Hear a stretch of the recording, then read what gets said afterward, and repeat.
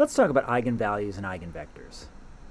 In some applications, we are interested in a vector x, such that ax equals lambda x for some scalar lambda. Lambda is a Greek letter, it's the equivalent of our L. An eigenvector of an n by n matrix A is a non-zero vector x, such that ax equals lambda x for some scalar lambda. The scalar lambda is an eigenvalue of A. We need to see an example. Let A equal 1, 6, 5, 2, x equals 6, negative 5. Is x an eigenvector of A?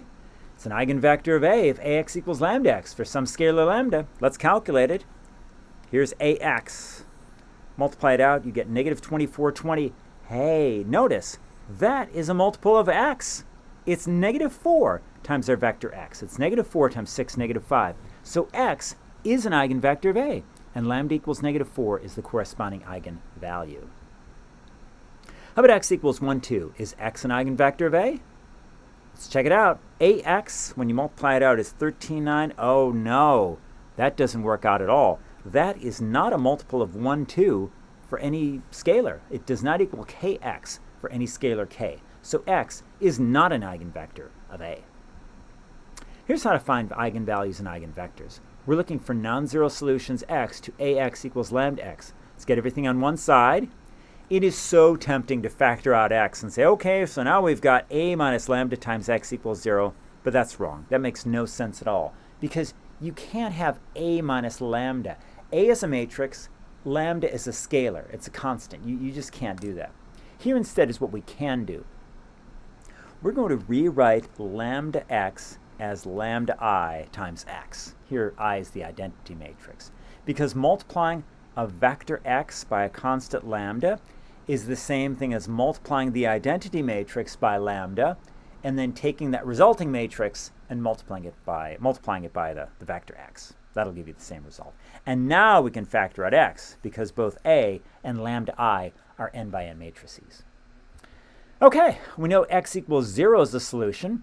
There are non-zero solutions x if and only if the determinant of A minus lambda I equals 0. We've seen this before, that an equation like this has a non-trivial solution x if and only if the determinant of this thing is 0. So that's what we're going to try to do. We're going to try to solve determinant of A minus lambda I equals 0. The values of lambda for which the determinant of A minus lambda I equals 0 are the eigenvalues of A. Once we know these, we can use the values, we can find the values of x for which A minus lambda I x is 0. Those will be the eigenvectors. So find the eigenvalues and the corresponding eigenvectors for A equals 7, 4, negative 3, negative 1. We find the eigenvalues by finding the determinant of A minus lambda I and setting it equal to 0. Okay, we know what I looks like. I is just going to be 1, 0, 0, 1. Okay, you multiply that by lambda, and then you're just going to get lambda 0, 0, lambda. So you subtract that from A, and you're basically subtracting lambdas from the diagonal. So the determinant of A minus lambda I is the determinant of 7 minus lambda, 4, negative 3, negative 1 minus lambda equals 0. We know how to calculate a determinant. Product of these minus the product of these. That's going to be negative 7 minus 6 lambda plus lambda squared plus 12 equals 0. When you multiply it out, simplify, and you get lambda squared minus 6 lambda plus 5 equals 0. So this is the determinant of A minus lambda I, which we call the characteristic polynomial for A. Eigen is German for characteristics. So we have eigenvectors, eigenvalues, but we have a characteristic polynomial. It is the polynomial determinant of A minus lambda I. So let's factor that. Set it equal to 0, we factor, we get this. So it looks like the solutions are going to be lambda equals 5 and lambda equals 1. Thus, the eigenvalues are lambda equals 5 and lambda equals 1. Now let's find the corresponding eigenvectors for each eigenvalue. These are the values of x for which A minus lambda I x equals 0. Let's go ahead and find those values of x. So A minus lambda I x equals 0. First, what happens when lambda equals 5? Plug in lambda equals 5 into here, and we get this 7 minus 5, 4, negative 3, negative 1 minus 5 times x equals 0. Simplifies to this. There's the augmented matrix. Get it in reduced echelon form. That's what we have.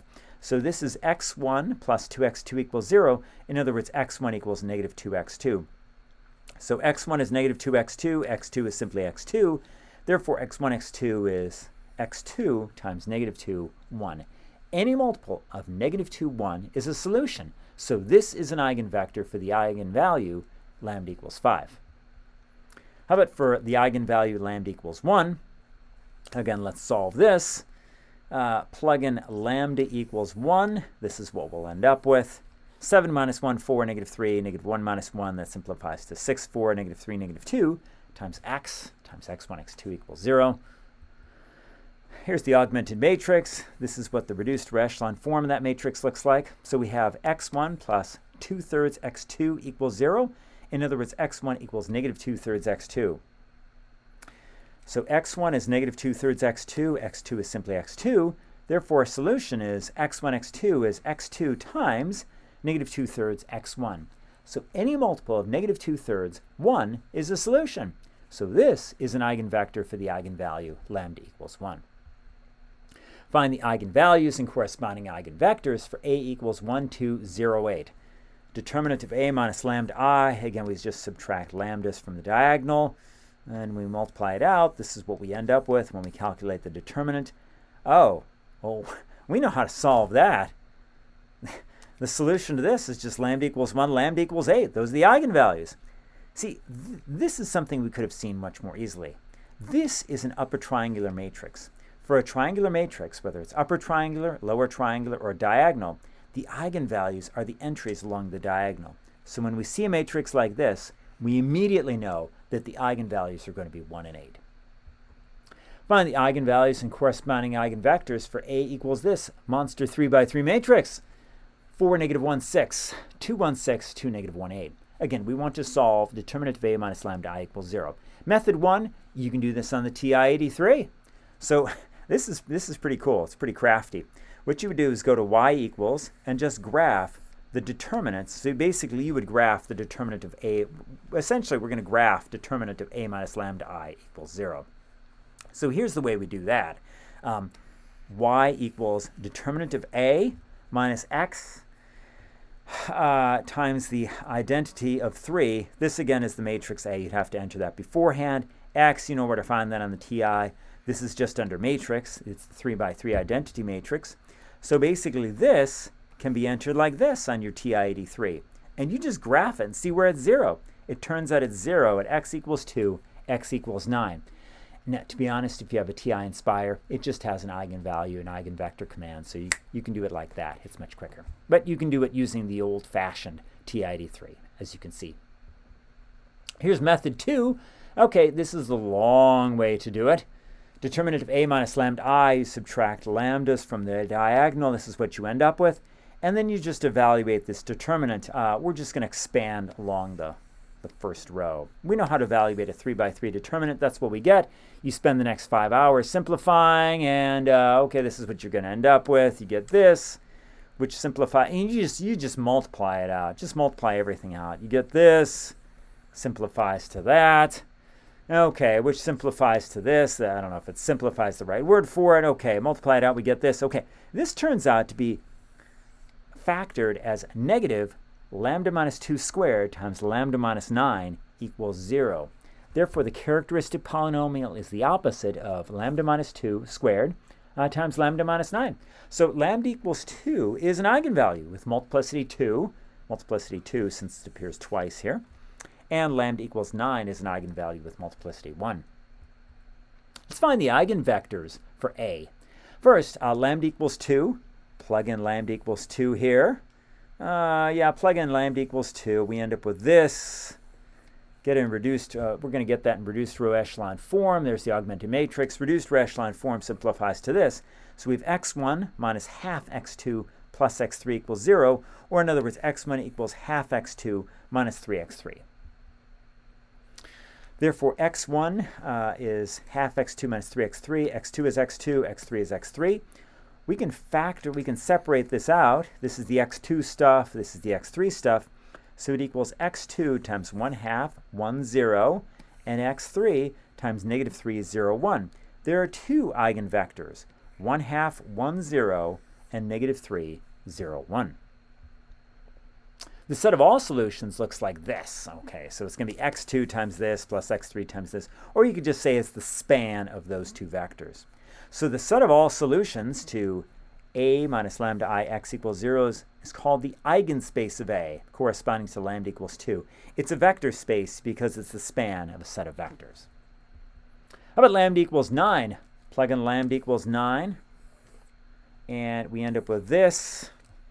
Here's the augmented matrix. Get it in a reduced to echelon form. That's what we end up with. So it looks like we have x1 minus x3 equals 0 and x2 minus x3 equals 0. In other words, x1 equals x3, x2 equals x3, x3 equals x3. That can be simplified to x1, x2, x3 equals x3 times 1, 1, 1. There's only one eigenvector, 1, 1, 1. Suppose that 0 is an eigenvalue of the matrix A. This means there is a non-zero solution x to ax equals 0x. In other words, there is a non-trivial solution to ax equals 0x. What does this imply about A? By that monster theorem we saw, which is this long collection of things that are equivalent to the matrix A is invertible. By that monster theorem, A is not invertible. Add this to the monster theorem. A is invertible if and only if 0 is not an eigenvalue of the matrix A. The set of all eigenvectors for a matrix is linearly independent. Find the eigenvalues for this matrix A. -2, -1, 5, 2. Okay, let's do this one. So find the determinant, set it equal to 0. Oh, let's multiply it out, solve. Ooh, a lambda squared plus 1 equals 0. Lambda equals plus or minus I. Thus, we can have complex eigenvalues. We will see these in differential equations. It's just hard to believe that there would actually be an application for complex eigenvalues, or complex numbers for that matter, but there really are. There is another way to obtain the characteristic polynomial for a 2 by 2 matrix. The characteristic polynomial for a 2 by 2 matrix A is lambda squared minus the trace of A times lambda plus the determinant of A. Let's verify this for a matrix we saw earlier, 7, 4, -3, -1. The trace is 6. The determinant is 5. Again, 6. It's just the sum of these two. The determinant is 5. You can calculate that. And the characteristic polynomial is indeed lambda squared minus 6 lambda plus 5 equals 0, as we saw earlier. Let A be an m by n matrix, then the determinant of A is the product of the eigenvalues of A, and the trace of A is the sum of the eigenvalues of A, repeated according to multiplicity. Verify this for a matrix we saw earlier, that matrix A. Okay, the eigenvalues were lambda equals 2, 2, 9. Remember that lambda equals 2 is an eigenvalue with multiplicity 2. We saw that a moment ago. The determinant of A, yeah, you'd multiply that out, and you'd end up with 36. So this is indeed the product of the eigenvalues of A. So 2 times 9 is indeed 36. So it did work out that way. And the trace of A, 4 plus 1 plus 8, is 13. This is indeed the sum of the eigenvalues of A. 2 plus 2 plus 9 equals 13. If lambda is an eigenvalue of A with corresponding eigenvector x, then lambda to the k is an eigenvalue of A to the k with corresponding eigenvector x. Verify this for a matrix we saw earlier. A equals 7, 4, -3, -1, for k equals 3. Okay, so yeah, the eigenvalues, we know those. That's lambda equals 5, lambda equals 1 with those corresponding eigenvectors. Thus, the eigenvalues of A cubed, we just picked A cubed randomly, should be lambda equals 5 cubed, in other words 125, and lambda equals 1 cubed equals 1 with corresponding eigenvectors -2, 1, and -2/3, 1, as we saw earlier. Let's confirm this. Okay, A cubed, it looks like this. When you multiply it by -2, 1, notice what you end up with. Do all the math. You end up with -250, 125, which is 125 times -2, 1. Therefore, A cubed has an eigenvalue, lambda equals 125, with corresponding eigenvector -2, 1. Similarly, A cubed times this matrix, yeah, that just works out to be -2/3 times 1. Hey, that is, yep, works out nicely. Therefore, A cubed has an eigenvalue, lambda equals 1, with corresponding vector -2/3, 1.